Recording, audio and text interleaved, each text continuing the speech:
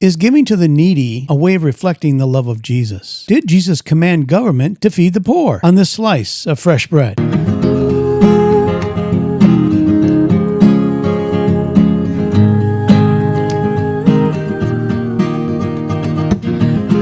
Welcome to Fresh Bread, a podcast ministry of Grace Bible Church, Gainesville, with Pastor Brandon and Pastor Keith.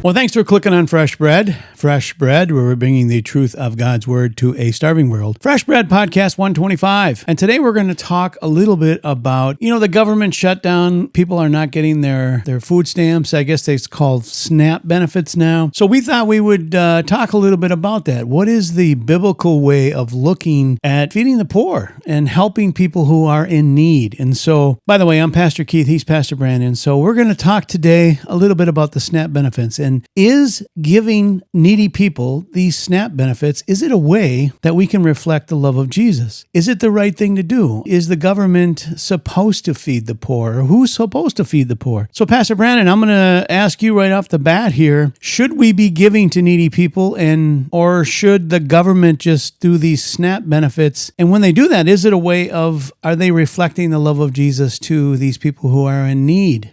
That's a complicated question. And I think you have to look at it holistically to understand what the Bible says about feeding the hungry, feeding the poor, those who are in need, the needy.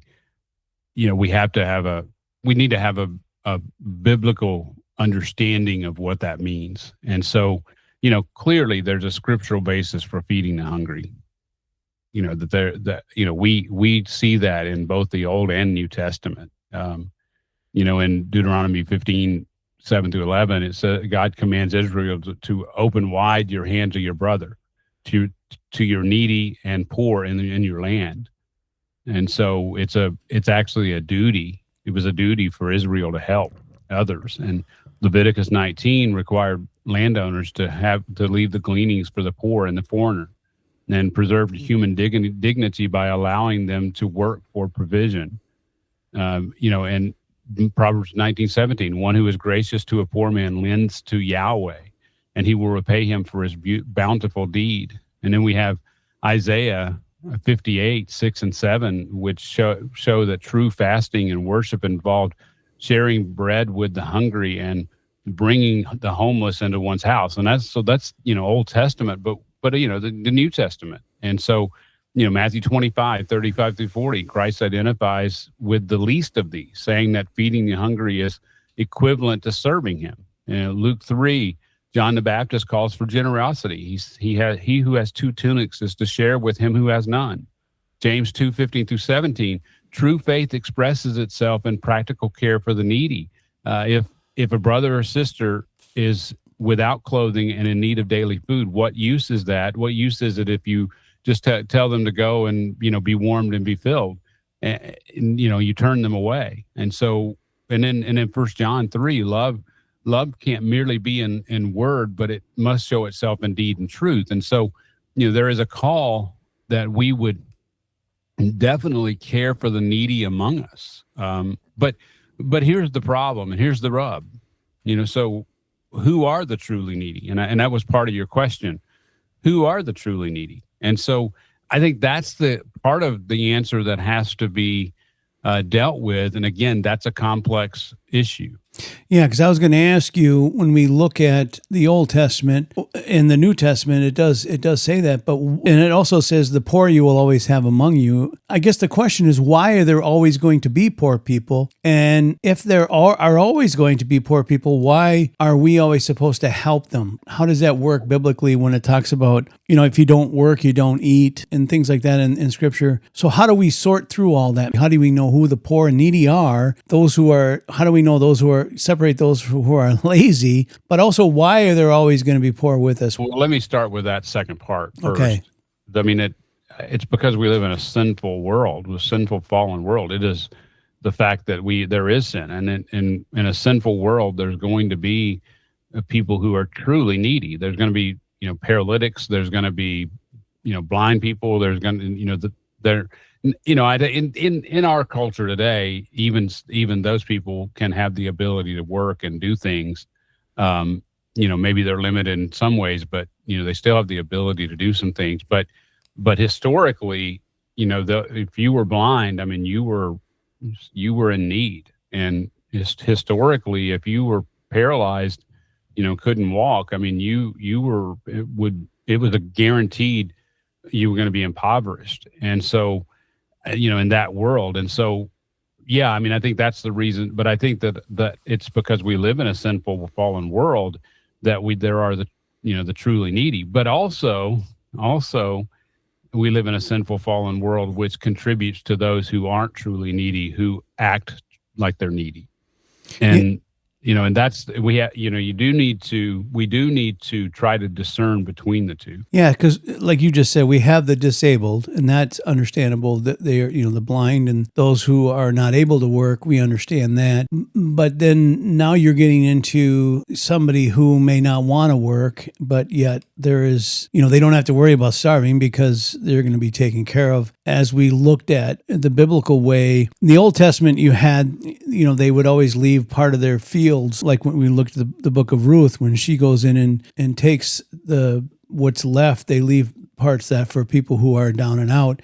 As we look at the New Testament as well, that we see the same kind of thing going on. But when we're looking at that, are we seeing mainly the first and foremost what they're doing is they're helping their fellow countrymen, their fellow Israelites, and then anyone else who happens to come through, they're also helped. But is it first and foremost to help the nation of Israel? And then and I'm jumping ahead to the New Testament as well. Is Jesus talking about helping those who are believers first before you help others? Am I making sense? Yes.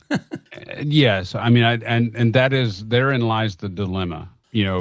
I do believe that we should have a brother and sister first mentality, that we need to take care of those in the household of faith first. So if there are people in our body that are needy, we need to deal with that first. Now, what's interesting about our church is that, I don't think there's anybody in our church. We do have widows in our church that we need to care for. But for the most part, as far as I know, most people are pretty well taken care of, by, whether it's they retired and, like Miss Helene has retired and she's got her family takes care of her. And so, we have more responsibility to her socially, but we don't have as much reaching out to her and spending time with her. We have that responsibility, but we don't have as much direct responsibility for taking care of her because she's taken care of by her family, which I think the family should, and I think that's biblical, that the family should be the first place you go. And I think that's the strength of having a family. I'm going to take care of my family first, and then I'm going to take care of the household of faith, and then if there's opportunity and need, I will take care of some, people outside. But there has to be a priority set that way. I think where I was going with this is when you look at Matthew 25, verses 35 through 38, it has, because you've done this to the least of these, you've also done it to me. You gave me food when I was hungry. You clothed me when I was naked. We would see that as he's speaking to Christians are looking out for them, but also could be other believers, helping other believers. That's where it starts. And I think you just said that, but then you move out from that. Again, we look at this small circle of believers, then you come out and then you have other people who are also in need. And this is where, we'll talk about this, but to bring it back to the SNAP benefits, should the government be doing this, or should local churches be the ones that are handing out help to these people who need food? Matthew 25, is that referring mainly to believers or Jewish people, the Jewish people, when Jesus is talking about you, because you've done this to the least of these, you've done it to me? Well, I think I haven't looked at it in context, frankly. But I do think that the principle, at the very least, holds that he does expect us as his people to take care of the needy. And, that there is an expectation of, if someone is truly needy that comes to our door, we should never turn them away. And so, that again, that comes back to how do we discern who is needy? I mean, and just to give you some idea, I mean, Scripture actually distinguishes between those who are genuinely needy and those who are idle or irresponsible. You mentioned 2 Thessalonians 3:10 and 12 through 12. If anyone is not willing to work, neither let him eat. And so, if someone is able-bodied and is unable to work, we need to encourage them to work. And that doesn't mean that guys that quote unquote are down on their luck. I mean, that can happen, right? And so there's nothing wrong with helping somebody.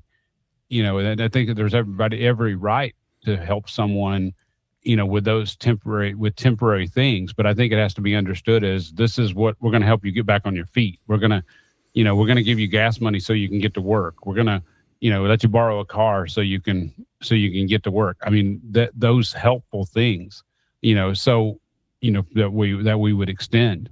But we need to encourage people that if they're being lazy, if they're being idle for no reason, and they're able-bodied, they need to work. I mean, Proverbs 6:11, the sluggard is warned that poverty will come upon him like a robber. I mean, that poverty, it follows in many times it follows a lack of desire to work and laziness and being a sluggard. And so, and then you have, 1 Timothy 5:3 through 16, which says the church is to honor widows who are truly widows. I mean, so, Paul actually clarifies that widows with families should be cared for by their own household first. And that's what I was getting back to. I'm responsible first to my own household. Like I'm actually, if I don't take care of my wife and my family, I'm a poor example of a husband. And so, my first and foremost responsibility is to care for my own household. And that, and truly, like, as an example, my wife has her mother, my mother-in-law, is unbelieving, but I feel responsible that if she got to the point where she couldn't take care of herself, that we would need to take care of her. I mean, that's biblical, even though she's not a believer. But because she's our family, we are responsible for her. And, I think that's a biblical way to look at it, and the right way to look at it. We have to be discerning. We can't be indiscriminate. We need to be, compassion needs to be coupled with wisdom and discernment. Those who are unable to work due to, their age, their infirmities, their circumstances, we need to help them. But those who are unwilling to work need to be admonished and encouraged toward repentance and responsibility. Well, how much do you think sin has to do with causing someone poverty? Like if they're in sin, I'm talking about like gamble addictions, alcohol, drugs, this kind of thing. Well, I think a lot of poverty that we see around us is due to those things. Poor choices that were made. There's laziness. There are the people who are too lazy to work, and then there's people who, just through poor choices, like, getting addicted to drugs or getting addicted to gambling. I call it addiction, but I don't like that term, but becoming a slave to those things is probably a better way to put it. But those who are enslaved to those kind of things, they bring poverty upon themselves. So and then, worst case scenario, they're lazy and they're enslaved to those things. That's something it's interesting, Keith. I will tell you this. I said my responsibility is to my family first, and that's absolutely true. But I will tell you this, that if my kids are being lazy, and that's the reason why they're in that position, I will not help them. And they know that. So that's my own family. And even though I would say I'm responsible for them, I am, but if they're able, they need to help themselves. Now, if they fall into a situation where they need temporary help, absolutely. Even though, they're able-bodied, maybe they make a poor decision and they need help. Yes, I will help them. But it's going to be temporary if they don't work toward moving in a better direction.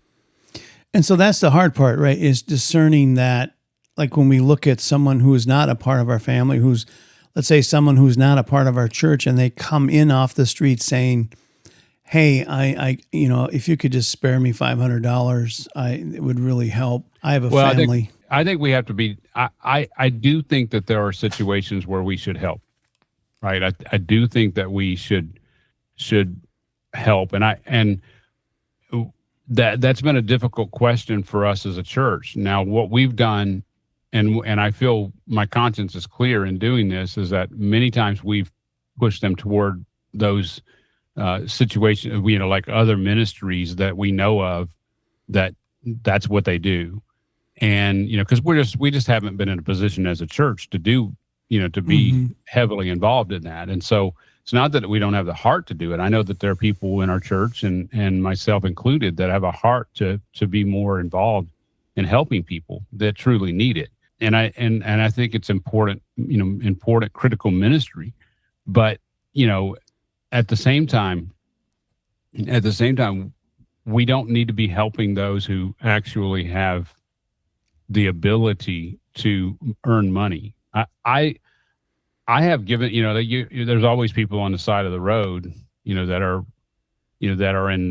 begging, and here in Gainesville, it's a big thing. But, I don't give to them if they seem to be somebody that could actually get a job. I just don't. I'm not going to give to them.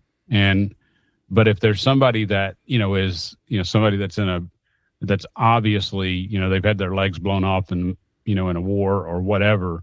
I mean, just as an example, I will give. Because I see specifically that there is a disability there that has caused their neediness. And so, even still, here in the United States, as rich as our country is, there are definitely ways to be productive, even in some of those situations. So, I mean, obviously, you need to be discerning as you think through that. Yeah, I've seen a lot of people in you said in Gainesville here, and there's a conglomerate of at least there was homeless people kind of over by the hospital, because I'm in and out of the hospital bringing my wife to work, and so I've seen these guys on the side of the road. People hand them money. People are very generous, and they go right to the liquor store. I've watched them do it, and they come out and they. And then I see them later on sleeping it off. But I was wondering, it is hard not to give to people who are begging sometimes, right? You just have a heart. But would the best thing to do when people are doing that, and say they come up to you during a stoplight or whatever, to give them like maybe a gift card to a Piggly Wiggly or a Publix or something like that, where they can go get. Well, I guess they have alcohol in those stores too, but you know what I mean? That kind of thing, rather than give them $20 in cash. Well, and I don't know. I think there's problems with any of it. I think the question is whether or not they are, seem to be truly in need. And if they are, whether you give cash, or whether you give a gift card or Publix gift card, or whether you choose to just bring them something to eat. That's up to the situation. I know one time, one of our people and I were driving, and there was this guy on the side of the road that seemed like that he had true need. And we drove over to McDonald's and ordered him, a lunch and with a drink, and took it back to him. And so, and he was very appreciative of it, and you could tell that he was legitimately appreciative of it. So, yeah, for sure, we need to be willing to help those who are, that are truly needy, but there has to be discernment and wisdom with that. But when we give, we need to be okay with whatever, right? I mean, once we've given, we can't have an attitude of, well, I shouldn't have given to him.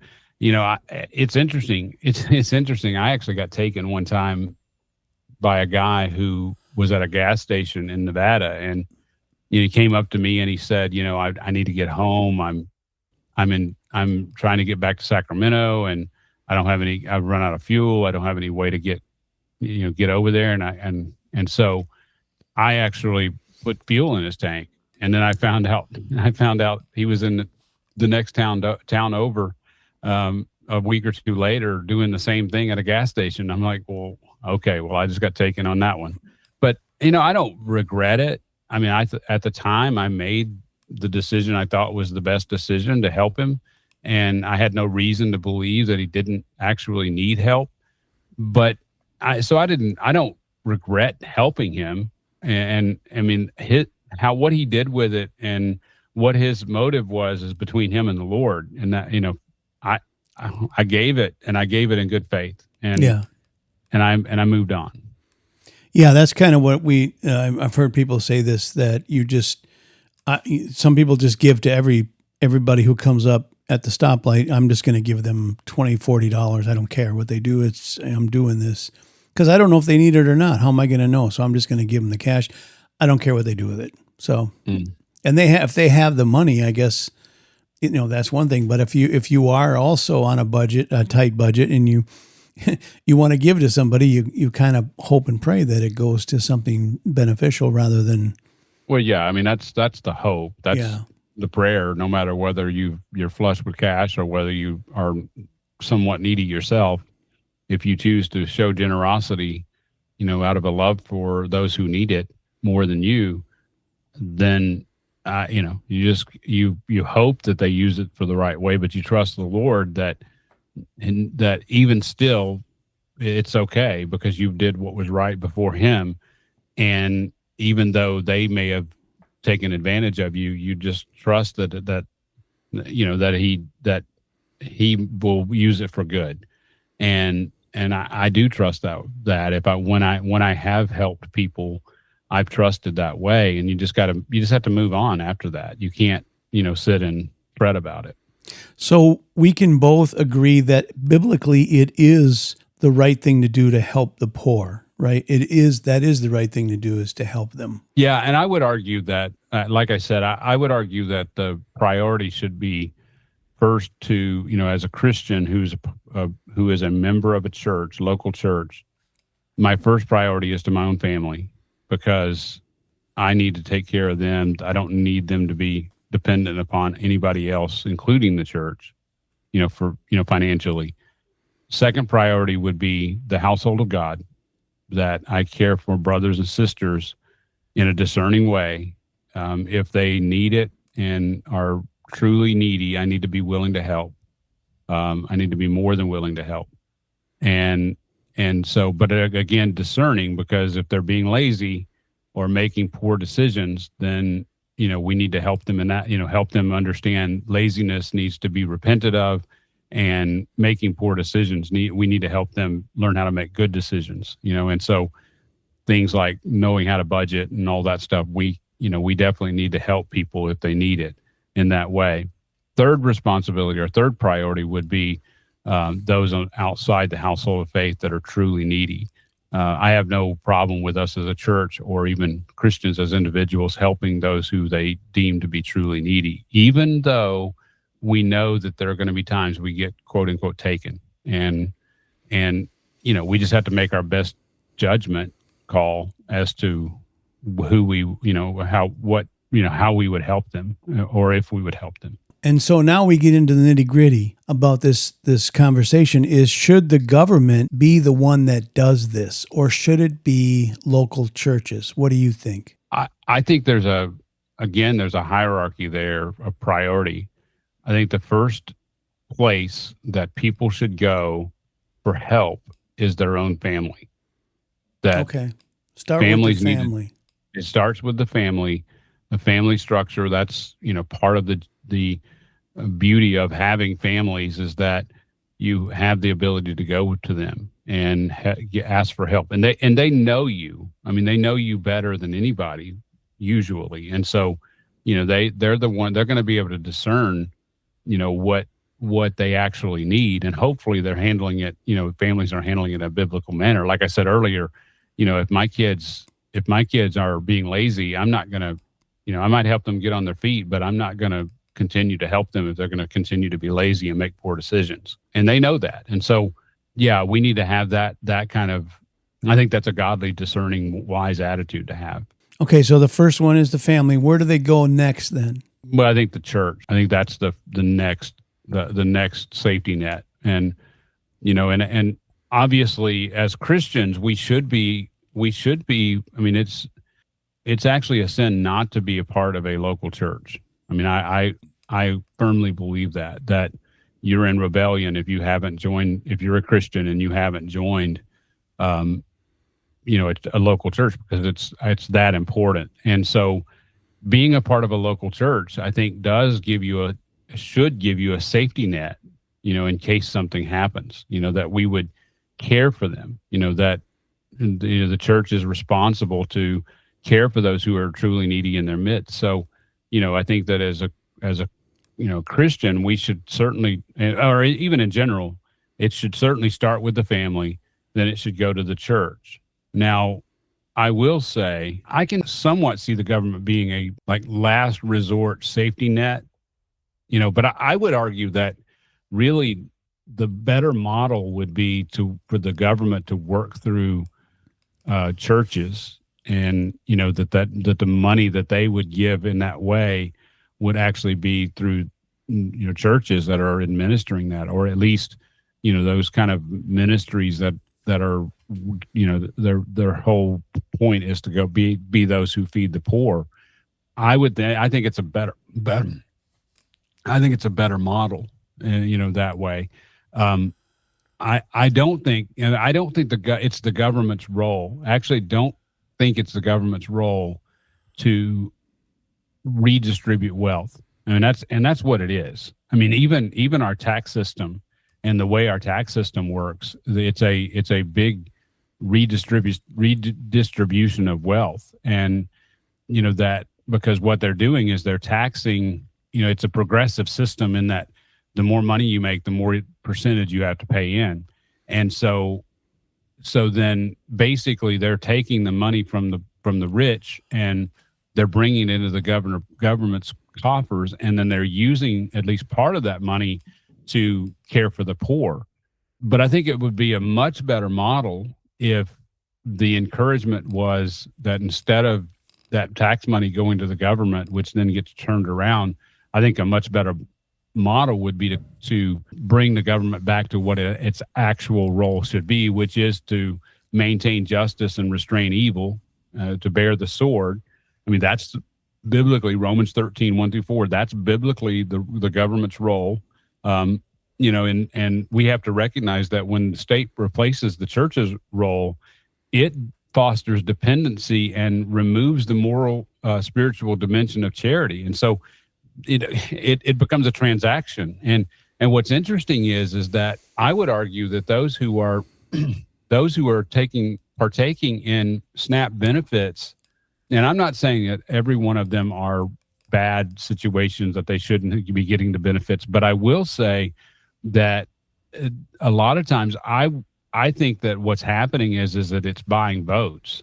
And I think that's why the Democrat side is so adamant that this remain under government, responsibility, because they want that they get people's votes by that. I mean, that's the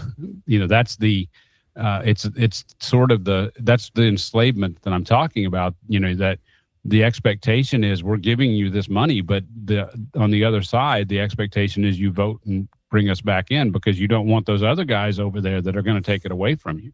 Yeah, I think the government is overstepping its bounds when it's so involved in these social programs. We know that the Bible does say the poor will always be amongst you, and then we have, socialism comes along, communism, who say that we can eliminate poverty, we can take care of it, everyone will be equal, there'll be no more poverty. But as we look at these societies that have pushed this, it doesn't go away. There are still those who are in need. And so I guess we can look back to the Lyndon Johnson administration in the mid-1960s, where he had the Great Society, where he set all this stuff up. And again, we talked about safety nets. I don't see anything wrong with safety nets. I know you don't either. But I think it's continued to morph into something that is more destructive than constructive, because now you have people who are paid like they have children and they're not married. children out of wedlock. They're given so much money per child per month, and it's a pretty good chunk of change. So if you have 3 or 4 children, I mean, you're looking at, that's a lot of money from the government each month, supposedly going to feed these children. But again, there's no accountability where it goes. They can go to part food, part whatever.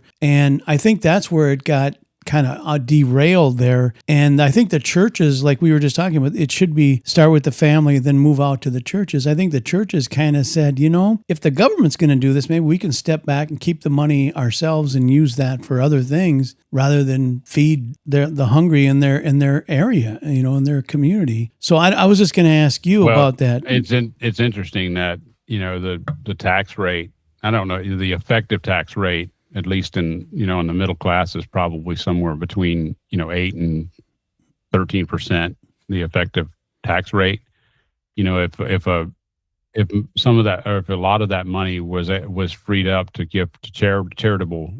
I mean, because it's interesting, because by and large, America historically has been a very charitable nation, and so you free that up, and you're actually able to, at a local level, help people that you actually know.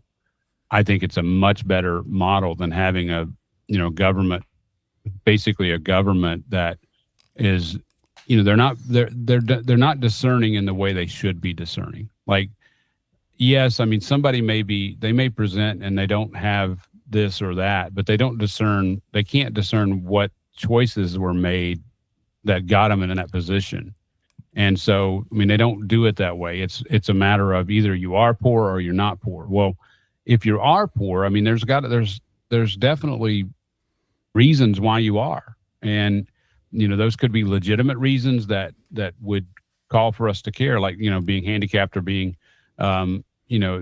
mentally challenged, and I forget what you tell me I'm supposed to call that now. Yeah.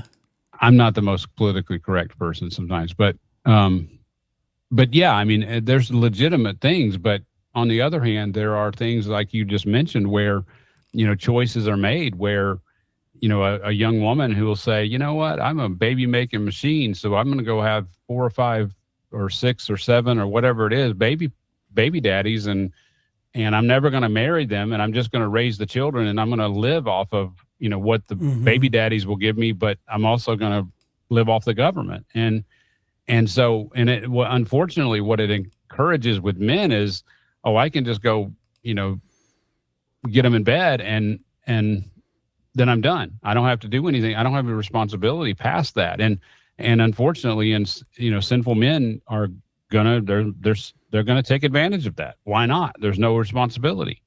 There's no responsibility to the kids. There's no responsibility to the woman.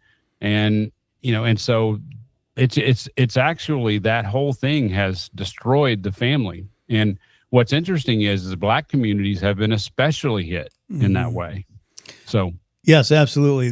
I just heard a story of a guy who his girlfriend and he have, I think, 3 kids, but it's better for them not to be married because she gets more SNAP benefits if she's not married, and so they're just living together. They're not married. That's and I see a lot of situations like that. My sister-in-law is in a similar situation. I think at this point her child is raised, but she was with this guy for years and has been with him for years and never married him because she didn't want to lose the benefits. And so. And I think in her case, it was her previous husband passed away, and so her kid was getting Social Security benefits from him passing away. But if she'd have remarried, those benefits would have gone away. So she chose not to remarry, but she did live with the guy in order to keep those benefits. Exactly. And like we were just saying, can we find anywhere in Scripture where Jesus commanded the government to feed the poor? No, there's nothing. There's no mandate for the government to do that. So our government is doing that, and there is no way that can stop, is there? Because people are dependent on that. And if we're seeing right now as the government is shut down, and who knows, it may come back up now this week, I don't know, or very soon. But there's no way you can stop that now because people are dependent on that. Well, How do we do that? it's interesting because every time you vote for something like raising taxes or in doing some sort of program, every time those things are instituted, it's almost impossible to get them reversed.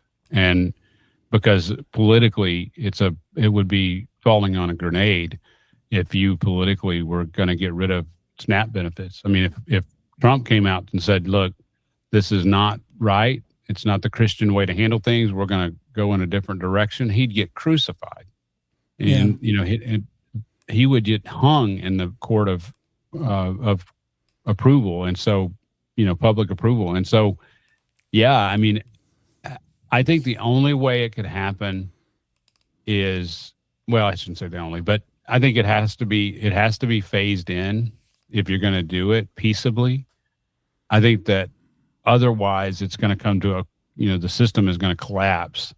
Eventually it's got to collapse. It can't continue the way it's going, which I think brings, other unrest that might be the opportunity to get rid of those benefits that are not right. But yeah, there's no easy way to get there from here. I mean, if we look at what happened in New York, Mandani is just elected. He wants to tax, 60%, 70% of rich people and, create almost a utopia there where everything's free and the buses are free and fast. And, there's free grocery stores and all this stuff. And I guess, he's a guy who's never worked a day in his life. So I don't know if he understands the concept of there is no such thing as a free lunch, right? We always talk about that. Somebody has to pay for that. Well, that's certainly un-American. It's not biblical and it's un-American what he's trying, if that's what he's trying to do. Yeah, we always kind of live through these cycles of, people want all the free stuff, and so they vote for all the free stuff, and then they realize it's not free stuff, and it's not free. And then we go back to yes, and then we go back to more of the conservative. Fiscal. That's why communism doesn't work. I mean, that's why communism is really a failed system, and it keeps popping back up, obviously, but it's a failed system. I mean, because there's no incentive to excel, and in any situation, there are always going to be people who excel and become rich, but instead of that being a problem, ultimately, it's the rich people who are creating jobs. I mean, it's those people who are, by and large, creating opportunities for those who are less fortunate. And so, in terms of work. No, you're right. On paper, socialism looks great because it looks like, everyone's going to have the same money. There'll be no more crime. No one has to steal things anymore. Everyone's going to have everything. But I think you're taking out a large portion of that. What's not on the paper is the the heart of man, right? The sinfulness of man. And somebody's always going to use whatever it is for their advantage, and they're going to go out and just take whatever they can. That's right. I mean, and it's always going to devolve to the least common denominator. And so whoever is the one who is the least, or you could say the most lazy, and that why would I go out and work hard? I mean, what's the incentive for going out and working hard when the guy next to me is lazy and doesn't want to work, and basically they get the same benefits? Like under communism, they would both get the same thing, even though one's a harder worker than the other. And so it's a failed system. Yeah. But I think communism doesn't work because what happens is that it all devolves to the least common denominator. But then as production falls, then you end up getting in a situation where that gives rise to a dictator that forces people to work and forces people to work in whatever they choose them to work in. There's no choice. And, I want to be a cobbler, or I want to be a farmer, or there's no choice in the matter. You do what you're told. And, because it becomes a dictatorship. And I think on the other side, it doesn't work because, it usually involves government distribution of goods. And so the government doesn't the government is a distant situation. They're not like, especially a central government. They don't know what's happening to the people. They don't know that, that they have a factory that's putting out shoes and they have more shoes than they could do anything with, but they don't have pants. I mean, or they don't have, they don't have enough of they have plenty of rice, but they don't have enough cattle. I mean, it's a disaster of a system just on its face. I mean, just practically speaking, it's an evil system in that it destroys everything in its wake.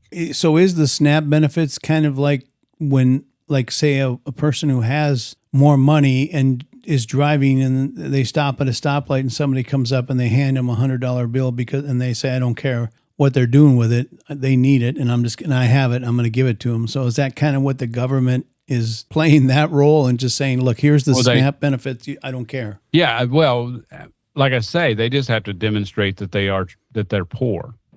They don't have to demonstrate why they're poor, right? I mean, if they're poor because they're addicted to drugs and unable to work, the government does. I mean, they still can get their benefits.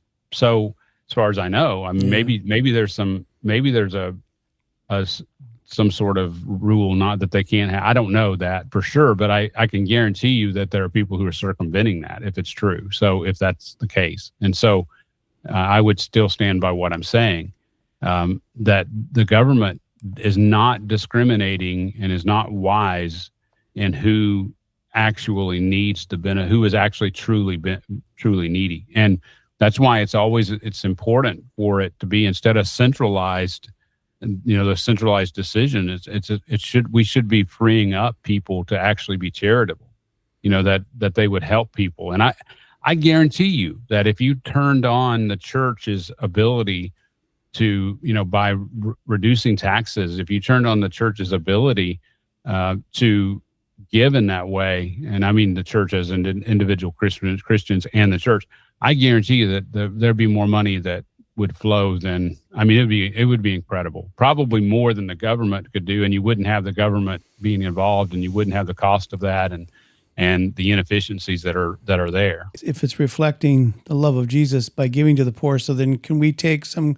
credit for the SNAP benefits going out to people who are in need, that we're paying taxes for that we're kind of helping the poor just by that? Well, I mean, I guess in an indirect way. I mean, so we don't have to help them at the stoplight. No, I'm saying we should if you feel led to do that. But I just wanted to talk a little bit about Christian stewardship and even stewardship of money. How does that play into that? Like, how do we coincide being a good steward of our money and helping people, like you just said, trying to discern, trying to know who's poor, who's not poor? What do we do? Well, I think we need to educate ourselves as much as possible with Scripture and what Scripture says. I think we need to the best of our ability, give money to situations that we fully understand, and whatever that is, that as an example, if you give money to a ministry that gives to the poor, make sure that they're being discerning in how they do that. Are they giving the gospel as part of that? I mean, the true gospel, are they discerning and getting help for those who are in drug addicts that are enslaved to drugs? I mean, are they pushing them toward the help in that way? I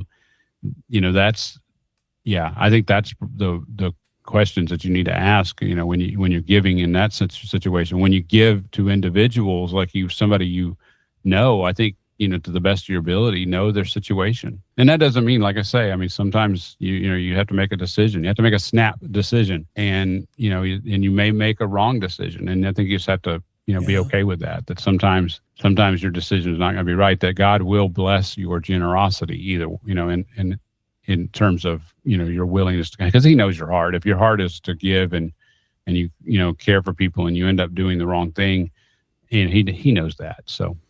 Yeah. And we're kind of a smaller church, so we don't have the resources. But if you're, like a more of a mega church, I mean, they have far more. I'm sure they have many people coming in their church asking for help than we do. And I think what you said at the beginning of the podcast is good, that, we kind of direct them to these places that can help them better than we can. Yes, but that doesn't absolve us, and that's been the tension for me. Is I do want us to have the ability to discern and help. As you know, I think people are they give expecting us to have that discernment, and and I we have a benevolence fund. I would argue that first and foremost should be for our brothers and sisters in Christ. Although although I think that it can be used for those on the outside if we've properly vetted the situation. Yeah, Now right. what's hard is that, you get a phone call, hey, I need money to get through this next week. How do how do you know? Like, how do you know? Because you don't know them. How do Yeah, you know whether that's legitimate or not? I know some churches they just have a fund that the pastors can pull from that, is they can just give based on what they think is, whether it's a legitimate thing. Now, I think we have to give, if we do that, we have to understand or have the understanding with them that this is a, one or two time thing. This is temporary. We're not here for you, for you to depend upon. You need to find other means to, whether it's find work or whether it's, find, like other ministries that are set up for this. I mean, I think we have to kind of move them in that direction. But I would really, I would really like to have a substantial enough benevolence that we can use it as in a discriminating way. I don't mean that in a bad way, but in a discerning way, to be a better way to put that. So, yeah, I don't know if that answered your question or not, but yeah. Someone once asked me too if there's a network where pastors in your local area can somehow get together, and then maybe you reach out and say, "Hey, has this guy ever come to your church and asked for money?" And he says, "Yeah, he came a couple of times, and now he's coming to your church." Or someone could say, "Yeah, this person is and really in need." Is there some kind of network like that in Gainesville? no, not that I know of. Yeah, I mean, that would be a potentially good thing. But I mean, I have actually talked to other churches about this and what they do. Um, I know, and I've even pushed people toward those other churches that are more equipped for that. So, Yeah, um, I just again, but I don't. I mean, that's the tension with me is I don't want to be just sloughing those people off and just I don't want to be guilty of turning people away and be warm, be filled, the James 2 thing. yeah. I don't want to be guilty of that. So there is a tension there for me, and there should be. I mean, there should be a tension in all of this, and in terms of giving and giving to the poor and trying to discern all that, because I mean, it's important. I don't want to stand before the Lord and him ask me, well, why didn't, I sent this guy to you. Why didn't you give to him? Why did you why did you push him away? I don't want to be guilty of that. I would rather err to the other side. Now, if they're clearly able to work and, I'm more willing to say, yeah, no, I don't think so. Yeah, and I was just going to ask you that. Is it better to err on the side of giving than not giving? I would say yes. Okay. It is.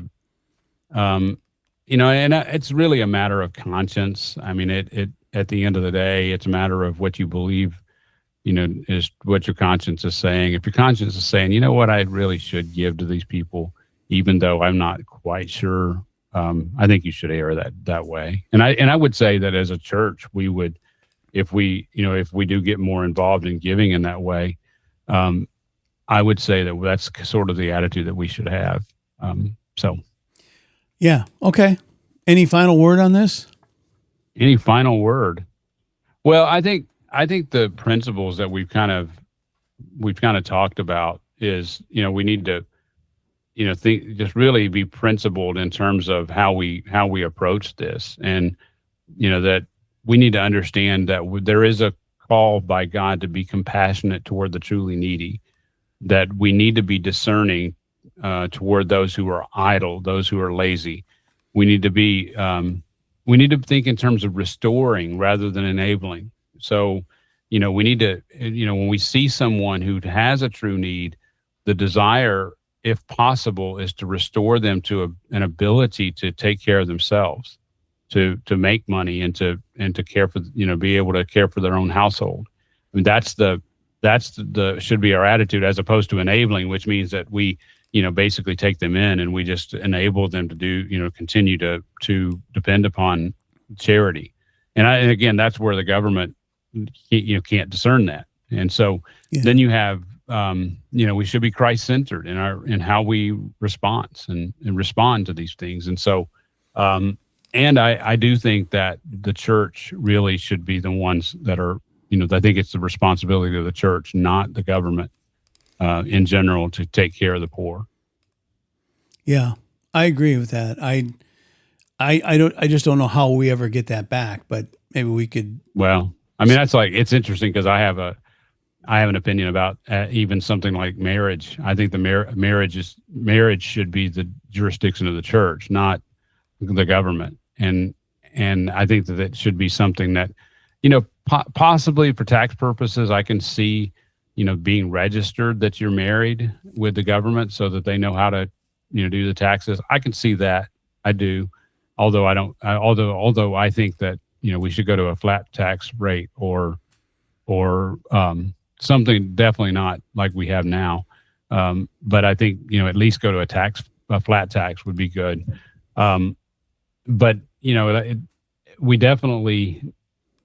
we've given up as a church, we've given up that authority. Yeah, we've given up the authority of that we should be feeding the poor. We've given up the authority of caring for families. We've given up the authority of, being the ones who are governing, if you will, marriage. And we've just given up that stuff. And what's interesting is that, in a government like ours, which is completely secular at this point, that goes back into the argument of Christian nationalism. And I guess in that sense, I wish we would be able to move more in that direction of what I'm describing, where the government has its own responsibility biblically that it carries out, whereas the church has its own responsibility and the family has its own responsibility, the spheres of influence we've talked about. So, spheres of responsibility.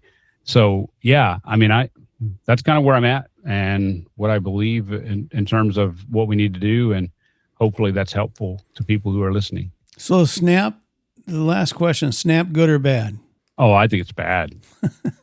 I knew you were going to say that. Yeah, no, well, I do. I agree. I think we both agree in some kind of safety net, but we also agree that it's morphed into something that is just. Yeah. It's interesting because most of those social programs I think are bad.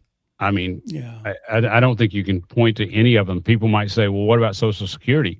Right. That's not good. I mean, we should educate people on how to invest their money and build their own, their own nest egg and not be dependent upon Social Security. Yeah. And it's basically an inefficient system because they're taking more money from me than I'll ever get back. Like I've put more into the Social Security system than I will ever receive back. And if I actually invest that money, as long as I'm a decent investor, I can I can put it in a savings account and get some interest. I mean, even if it's 1 or 2%, you can get some interest out of it. But if I put it into the government, it's negative. And it actually, a lot of the money goes to enriching people who are involved in the government. And I don't think that that's something even we should be doing. So I guess I may be a little bit hard-lined when it comes to it, that I'm definitely way right in that sense, for sure. Yeah, I think Social Security was a Franklin Roosevelt idea, right? Where people should, have some kind of nest egg when they retire and some kind of safety net again. Yeah. And it's a government, government relief and it takes away, I mean, obviously, like we said, it should be family first and it should be church. But at this point, families are just saying, I don't need to care for my mom and dad because the government gives them a benefit. And that's just wrong. That's just wrong at every level. And our government's encouraging it. And because they want actually, but I think it's because they want control. They want your vote. And so they know that giving you, or at least and then we know it. There's no free ride. There's no free ride, and you do pay for it. But that's how they get your vote, is they make it seem like that you're getting something out of it. Yeah, before Social Security, it was kind of like the Waltons, right, where Grandma and Grandpa just lived with you until they passed away, and you took care of them. That's exactly right. That's what it should be. That's how it should be. Yeah. I mean, I said earlier, my mother-in-law, my parents are all gone. Angie still has her dad and her mom, and and her dad, he has a pretty good support system where he's at, and so I don't see us having to ever get involved there. Possibly, I'm not saying we wouldn't. I mean, we wouldn't have to, but we would if that's what needed to happen. But her mother she's not married at this point, and I feel like that. I mean, I know that we're responsible for her if something happens and she needs it, and so we need to be willing to help as best we can. And so, yeah, I mean, yes, I mean, it starts with family. I think the church has to be involved, and then possibly, is there a room for the government to be just a safety net? The problem is that, where does that end? How do you, they're not very good at discerning who should be getting things or not. So, yeah, it's kind of, it's a tough topic because, again, how you want to help. It's not a tough topic in the sense of, I think the Bible's pretty cut and dried about it, but it's a tough topic when you start looking at what is actually happening versus what should be happening biblically, and how do you close that gap? Yeah. And that's tough because, we need more Christians that are involved in government to move in that direction.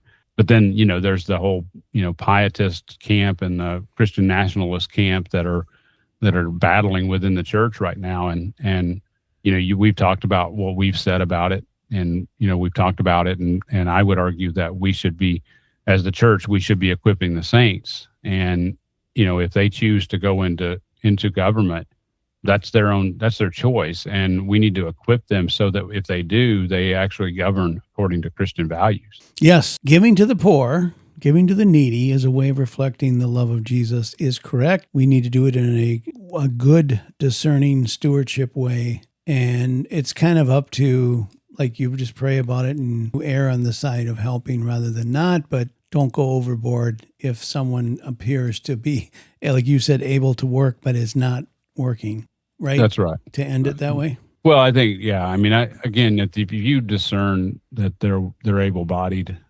then I would, my conscience doesn't bother me at all to drive by and not give them anything. So, how about my theory? As I drive, I keep a stash of Cracker Jacks in the car, and when they come up, I wind the window to hand that, because not only is it food, but there's also a prize in there, which is exciting for them. You're a very kind man. Yeah, well, I try. I mean, Cracker Jacks are like, who would not want Cracker Jacks? Nutritious, yeah.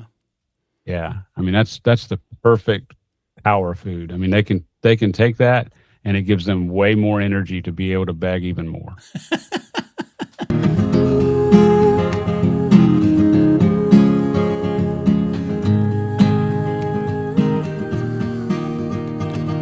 You've been listening to Fresh Bread, a podcast ministry of Grace Bible Church Gainesville. For more information, go to gracegainesville.org. And thanks for listening.